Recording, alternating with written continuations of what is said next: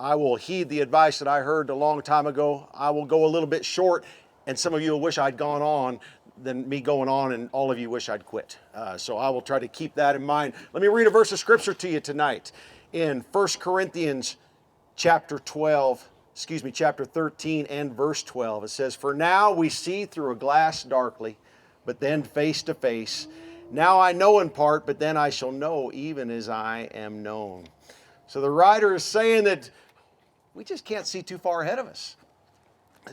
I try to figure things out. I try to figure out which way things are going, but I look through this glass and it's all fogged up. It seems a little dirty. If I could just get it cleaner and magnified, I could see where things are headed. But we look through this glass darkly, don't we? And so for the next few minutes, I am dedicating this message to every assistant trainer, every loper, every saddler, every guy that had a full-time job in town but was riding some backyard horses in the evening and started to get a waiting list, and him and his wife talked and said, "I think we can do this full-time," and he quit his job, and 2 months later he didn't have a waiting list, he had a bunch of empty stalls, and now he's wondering, whoa, what have I done? Present company excluded, I am sure. But sometimes some of us feel like we are in stagnant situations, like nothing is happening here. I've felt that way more than once. I had plans, I had dreams, but nothing seems to be happening right now. And so if you were going to put something in your pocket and walk away and not remember anything else I said, keep in mind that even when nothing is happening, something is happening. Now, there are some folks that it seems like they never had a chance to get discouraged or disappointed or come up short. It just seemed like they were just blessed and you know, like Ron Emmons. Everything just seems to flow for that guy and just click along. How come my life can't be like that guy's life? But most of us are not like that guy. Our lives have not evolved like that. We have had some disappointments. We have had some discouraging times.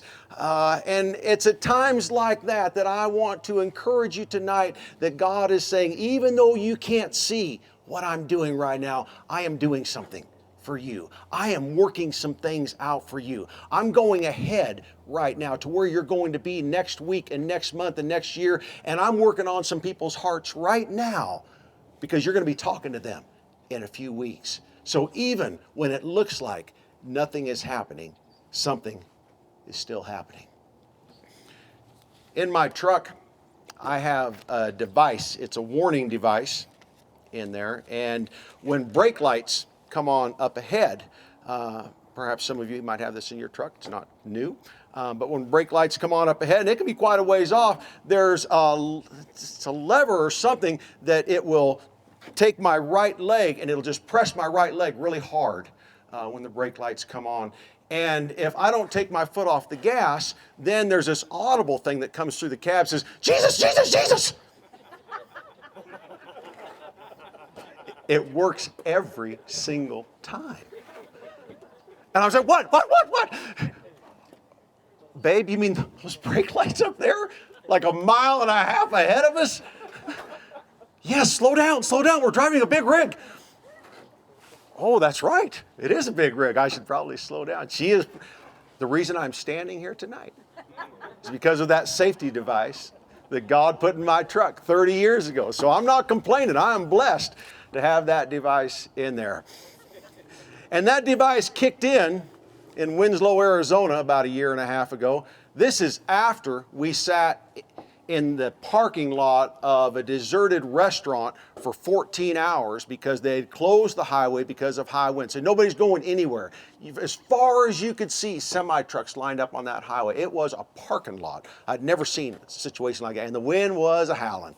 Finally, about 9 o'clock in the morning, they said on the radio that they were going to turn us loose, and things started creeping out. And of course, that's a big old caravan, 50 miles of trucks to get rolling. But we get rolling. And okay, we're going to make it back to California. We've been gone for about 2 months, and we were anxious to get back home. And about an hour into that trip, I think we got up to like 35 or 40 miles an hour. Everybody just getting up there. And then all of a sudden, that lever kicked in. Brake lights. slower about when we're only going 30 miles an hour, babe. I think we're cool. But I slowed her down, and then I slowed her down some more, and then I just stopped because that fellow in front of me was stopped. And you've all been stopped in traffic, and it happens in cities and highways and whatever. And then when you see like 4 or 5 car lengths ahead of you, people getting out and walking around, that's a bad sign. Because they have noticed something, say, hey, nobody's going anywhere for a little bit. And you're sitting back here with just steel in front of you. And you're thinking, nothing is happening here. Why are we stuck here? And there's only bad words want to come out of your mouth. And it's just, I want to be home right now. Got these expensive horses in the back. We got to get these suckers unloaded. But there we are, somewhere outside of Winslow, Arizona. And this CB that I never turn on, but I turn the thing on and trying to get some word that what is going on out there. And evidently, somewhere up ahead, that fella didn't have one of those levers. Because he didn't slow down. He rammed into the guy in front of him. And now there's a little pile up there.